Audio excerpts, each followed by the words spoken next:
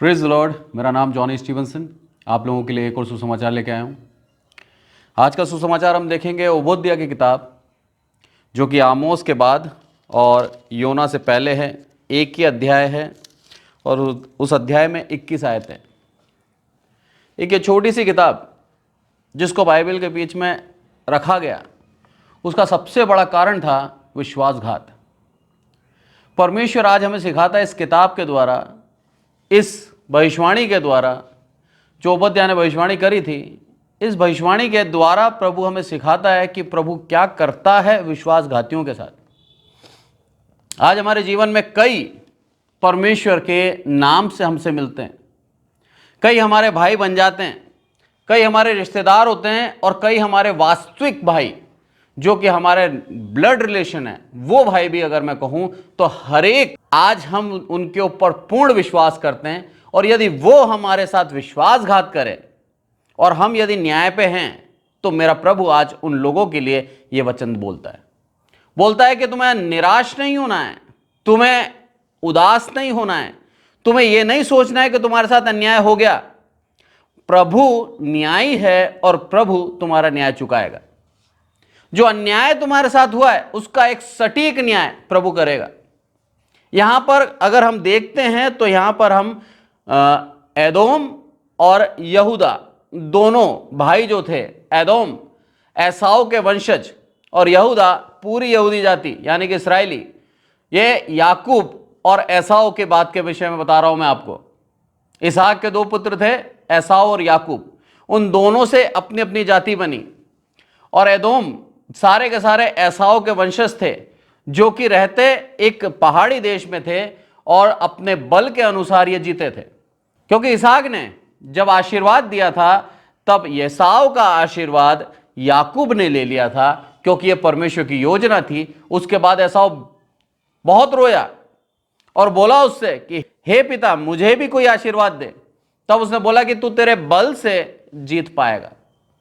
उस समय का इन दोनों भाइयों के अंदर विरोध था, पर आगे जब हम पढ़ते हैं कई साल बाद एसाव और याकूब दोनों मिल जाते हैं और दोनों के बीच का वो मतभेद खत्म हो जाता है।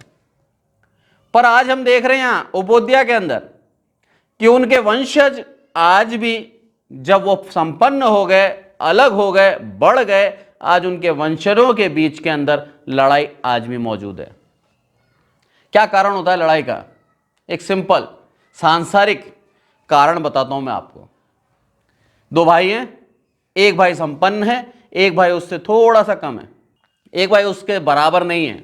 दोनों भाइयों के अंदर कभी भी मेल नहीं हो सकता, क्योंकि जो संपन्न है उसको अपने जो कमजोर भाई है उससे प्रेम रहेगा, पर जो कमजोर है वो उसके समान बनना चाहेगा। यही कारण था इस्राएल संपन्न हो गया, समृद्ध हो गया, फूला भला, और एदोमी उसकी तुलना में कम था, पर संपन्न ये भी था। इसके पास भी उस समय से लेके आज तक यदि मैं कहूं तो कॉपर यानी कि तांबे का ये बिजनेस करता था। इसका धंधा, इसका जो काम है वो यही है, तांबे का खनिज है इसकी जगह पर जहां पर ये रहता है। और आज यदि मैं कहूं एदोम आज की तारीख में कहां है, तो वो साउदर्न जॉर्डन इसका नाम दिया गया है जहां पर ये रहता है, जो कि डेड सी और गल्फ ऑफ अकाबा दोनों के बीच में है। वहां पर ये एदोम स्थित है। आज इसका नाम खत्म हो गया है, आज इसको साउदर्न जॉर्डन बोलते हैं, दक्षिणी जॉर्डन इसको नाम दे दिया गया है। एदोम का नामो निशान खत्म हो चुका है। इसी एदोम के इतिहास के विषय में बताऊं मैं तो एदोम का नाम पुराने नियम के साथ ही खत्म हो गया था। एदोम को नए नियम के अंदर इदोनिया कहा गया है। यदि हम निकालें मरकुस और उसका 3 अध्याय और 8वीं आयत, तो उसके अंदर लिखा है, और यहूदियों यरूशलेम और इदूमिया, जो कि एदोम था पुराने नियम में, इदूमिया और यर्दन के पार और सूर और सैदा के आसपास एक बड़ी भीड़ यह सुनकर कि वह कैसे अचंभे के काम करता है उसके पास आई। प्रभु यीशु मसीह के पास ये सारे जगह से लोग आए, तो उस जगह पे हम देखते हैं कि उसको एदोम नहीं बोला, इदूमिया बोला है। और आज के समय में इदूमिया भी खत्म हो गया, आज के समय में दक्षिणी जॉर्डन बोलते हैं, यानी कि नाम खत्म हो चुका है उसका। यह है सबसे बड़ा प्रकोप मेरे प्रभु का। आपका वंश का नाम खत्म कर देगा, आपके अस्तित्व खत्म कर देगा और इस जगह के ऊपर, इस धरती के ऊपर आपको नामो निशान नहीं मिलेगा। कोई जानेगा नहीं कौन था एसाव। आज यदि हम एसाव के वंशज को ढूंढे तो ये इस तरह से ढूंढ सकते हैं, पर नाम से हम एसाव के वंशज को नहीं ढूंढ सकते। नाम खत्म हो गया एसाव का। उसका कारण क्या था मालूम है? सबसे बड़ा कारण परमेश्वर की जाति के विरुद्ध खड़ा हो जाना। आज जितने भी परमेश्वर के जाति के विरुद्ध खड़े हैं, परमेश्वर का वचन आज सतत चेतावनी देता है कि आप सतर्क रहें, आपका नामो निशान प्रभु मिटा देगा। क्योंकि प्रभु के अंदर ये ताकत है, ये शक्ति है, वो सामर्थ्य है। आज वो हम पे दया करता है, इसका मतलब ये नहीं कि उसका व्यवहार बदल गया है। उसका व्यवहार आज भी वैसा ही है, आज भी क्रोधी है, वो आज भी ईर्ष्या रखता है। यदि हम उसे छोड़कर अन्य देवी देवताओं के पीछे जाते हैं तो हमें चुना है उसने। जब हमें उसने चुन लिया तब हमारा कर्तव्य बनता है कि हम उसके पीछे चलें ईमानदारी के साथ। हमारे शत्रुओं को ऑटोमेटिक साइड में कर देगा। हमारे शत्रु हम पे प्रबल नहीं हो पाएंगे। यदि एदोम के विषय में कहूं तो अबोध्या और उसका पहला आयत क्या बोलती है?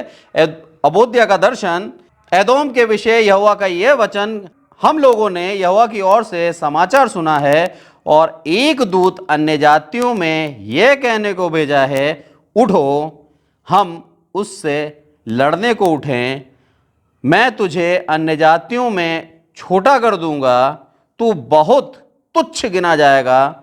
हे पहाड़ों के दरारों में बसने वाले, हे ऊंचे स्थान में रहने वाले, तेरे अभिमान ने तुझे धोखा दिया है। तू मन में कहता है, कौन मुझे भूमि पर उतार देगा? एदोमियों के लिए कहा है, बोला तुझे अन्य जातियों के बीच में तुच्छ कर दूंगा मैं।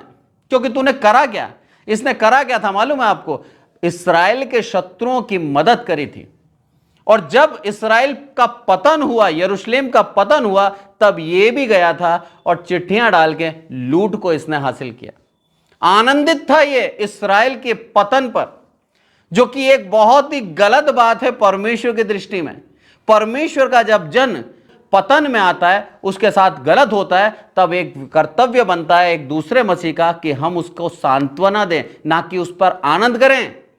यदि हम आनंद करते हैं, मसीह भाई हैं हम, पर मेरा प्रभु क्या बोलता है? न्याय करूंगा और तेरे आनंद को मैं दुख में बदल दूंगा। एदोम आनंदित हुआ और लूट लिया और उनके शत्रुओं की मदद करी। बोला इधर से जाओ साहब, मैं मदद करता हूं आपकी, मैं बताता हूं आपको कैसे विजय प्राप्त करोगे। और वो विजय प्राप्त कर ली। यरूशलेम का पतन हो गया। उसके पीछे भी कहानी है, क्योंकि यरूशलेम के अंदर परमेश्वर को छोड़ वो अन्य देवी देवताओं को मानने लगे थे। ग्रह देवता बसा लिए थे उन्होंने। परमेश्वर, जीवते परमेश्वर को त्याग दिया था। यही कारण था परमेश्वर ने उस मंदिर को छोड़कर चला गया था। और नबूकदनेस्सर का जो सेनापति था, नबूजरदान बेबीलोन का, उसने क्या करा? सबसे पहले आते ही उसी मंदिर को जलाया, खत्म कर दिया। कारण यही था, परमेश्वर की उपस्थिति उसमें नहीं थी। एक ही काम है और दोनों का न्याय कर दिया। देखिए आप, परमेश्वर का कितना धन्यवाद दें हम। उधर एदोम को सबक सिखा दिया, तूने उनकी सहायता क्यों करी। इधर यरूशलेम को सबक सिखा दिया कि तुम मुझे छोड़कर यदि अन्य देवताओं के पीछे जाओगे तो तुम्हारा पतन होगा। पर उस पतन के टाइम पर एदोम ने आनंद मनाया, इसीलिए अब तेरे ऊपर भी न्याय करूंगा। और उसका न्याय बहुत ही कठिन था, बहुत ही गंभीर है। देखिए आप क्या बोलता है? बोला तूने अपने मन में कहा। क्या मन में कहा? कि मुझे कौन नीचे उतार के लाएगा। बोला मैं ऊपर हूं, मैं ताकत में हूं, मैं शूरवीर हूं, मुझे कोई हिला नहीं सकता। क्योंकि जो पहाड़ी देश में होते हैं वो आसानी से अपने शत्रुओं के ऊपर प्रहार कर सकते हैं, उससे लड़ सकते हैं। विरोध में चढ़ना बहुत मुश्किल होता है।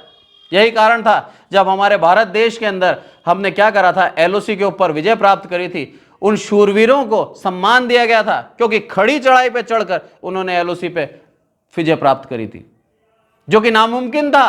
पर हमारे भारतीय सैनिक इतने ज्यादा देशभक्त हैं, उन्होंने अपनी उस पोस्ट को बचा लिया। यहां पर भी उसी पोस्ट पे हैं। एक तरह से आप देखिए, इतनी ऊंचाई पे हैं और नीचे से शत्रु आता दिखता है और ये मारते हैं और बेचारा भाग जाता है। इसलिए सोच रहा है हमें कोई नहीं हरा सकता, हम ऊंचे पर हैं। पर प्रभु क्या बोलता है? अरे तुझसे भी ऊंचे पर मैं हूं, मेरे हाथ में आया तू, तूने अन्याय करा है, तूने वो कार्य करा है जो मेरी दृष्टि में बुरा है। हम सोच समझ कर किसी के ऊपर आनंद करें, इससे सीखते हैं हम। नहीं तो हमारा हश्र भी यही हो सकता है। हमारे साथ भी प्रभु यही कहेगा कि तूने सोच समझ के आनंद करना चाहिए था। ये जिसके ऊपर तूने आनंद कराया, जिसके ऊपर मैंने विपत्ति डाली, अरे मैं तो उसको सुधार रहा था, पर तूने क्यों आनंद करा? बोला तुझे उस आनंद का बदला दुख दूंगा। और यहीं पर हुआ, एदोम को उस आनंद का बदला दुख दिया। यदि हम देखें इसी के अंदर, और 15वीं आयत पढ़ता हूं मैं, क्योंकि सारी जातियों पर यहोवा के दिन का आना निकट है, जैसा तूने किया वैसा ही तुझसे भी किया जाएगा, और तेरा व्यवहार लौट कर तेरे सिर पर पड़ेगा। जैसे को तैसा, यहां पर हम सीखते हैं, प्रभु बोलता है जैसा तूने किया वैसा ही तेरे साथ करूंगा मैं। तूने लूटा है उसको, तुझे भी लूटेंगे। तूने विश्वासघात किया उसके साथ, तेरे साथ भी विश्वासघात होगा। तूने आनंद मनाया, लोग तुझको देखकर आनंद मनाएंगे। बोला तेरा व्यवहार तुझ पर लौट के आएगा। यह चीज हमें याद होनी चाहिए। हम किसी भी मसीह का मजाक बनाते समय सोच लें, किसी भी धर्मी का मजाक बनाते हुए सोच लें, क्योंकि वो व्यवहार वापस उसी के ऊपर लौट कर आएगा। मेरा प्रभु का वचन कह रहा है आज इस्राएल पूर्ण रूप से परमेश्वर के नाम से जी रहा है, परमेश्वर की इच्छा के अनुसार लड़ रहा है, क्योंकि परमेश्वर का वचन कहता है एक गोत्र को मैं, जब तक अन्य जाति सब जगह सुसमाचार ना फैल जाए, एक गोत्र को मैं कठोर बनाए रखूंगा। यही कारण है इस्राएल अभी तक कठोर है। और बाद में कहता है वो पूरे यरूशलेम, सारे यरूशलेम का उद्धार करूंगा। मेरा प्रभु भूला नहीं है इस्राएल को, वो सबका उद्धार करेगा। पर आज जो इस्राएल के विरुद्ध खड़े हैं, आज जो लड़ रहे हैं, लूट रहे हैं, हानि पहुंचा रहे हैं, और जो आनंद मना रहे हैं, वो ये जान ले, मेरा प्रभु कहता है जैसा व्यवहार तुमने किया है वैसा ही तुम्हारे ऊपर होगा।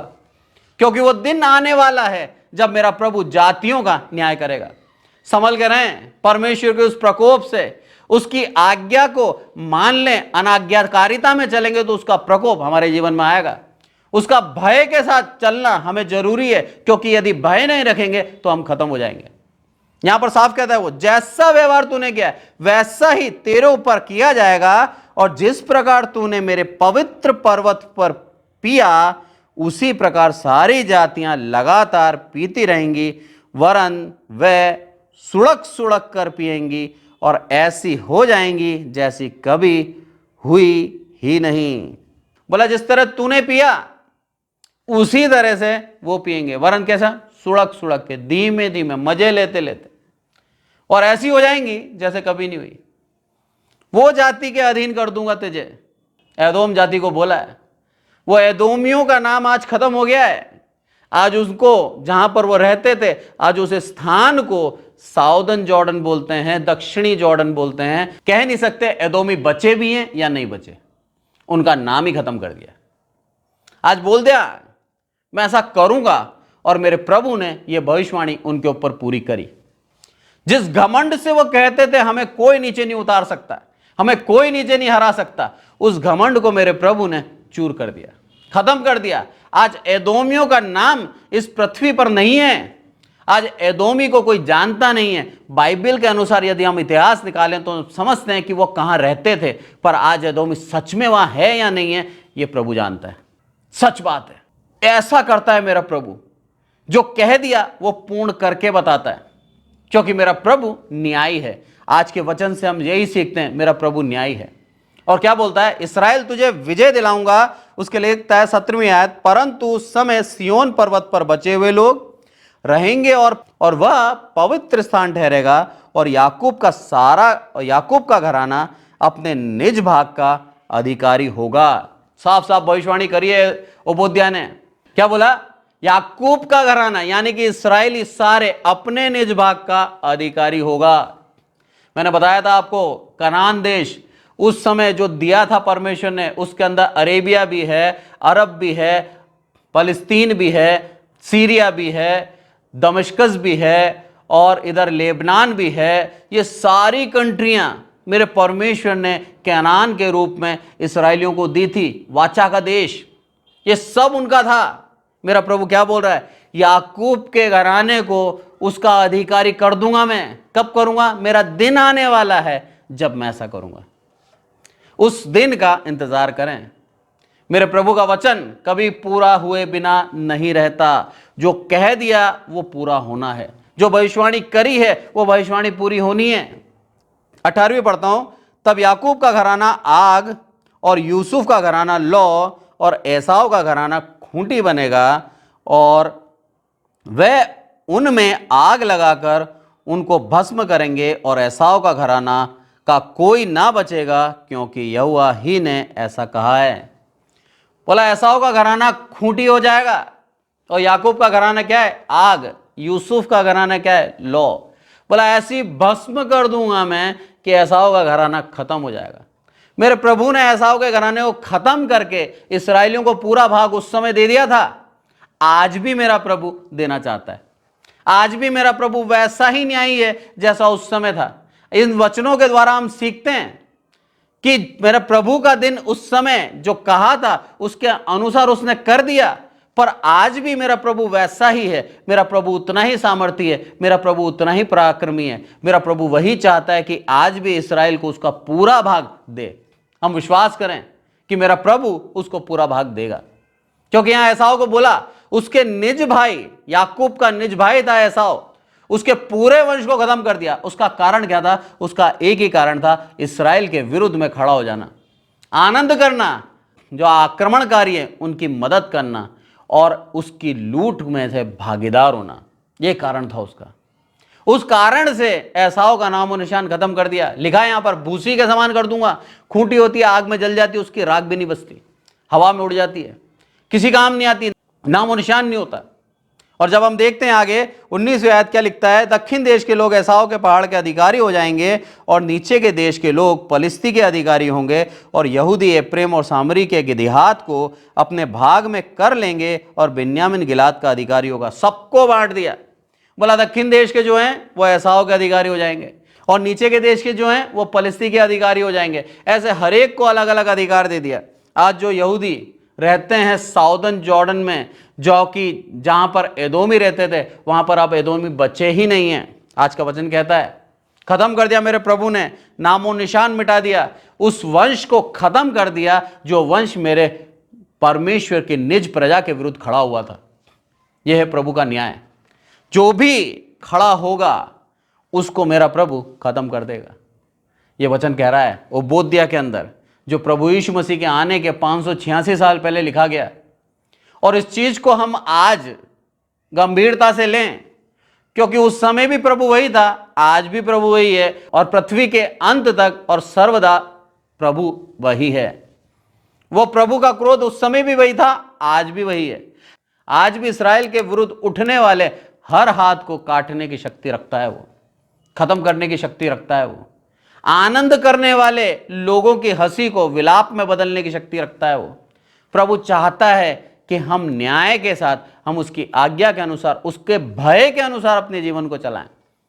पर यदि हम अपनी ताकत पे भरोसा कर कर हम दबाना चाहें, खत्म कर देना चाहें, और ये सोचें मैं ही सब कुछ करता हूं, तो मेरा प्रभु यीशु मसीह, मेरा प्रभु परमेश्वर इस्राएल के साथ खड़ा होकर बताता है सर्वशक्तिमान मैं हूं।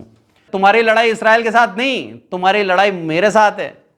क्योंकि परमेश्वर के जन के खिलाफ खड़े होने वाले हर एक व्यक्ति की लड़ाई परमेश्वर से होती है, ना कि उस व्यक्ति से होती है।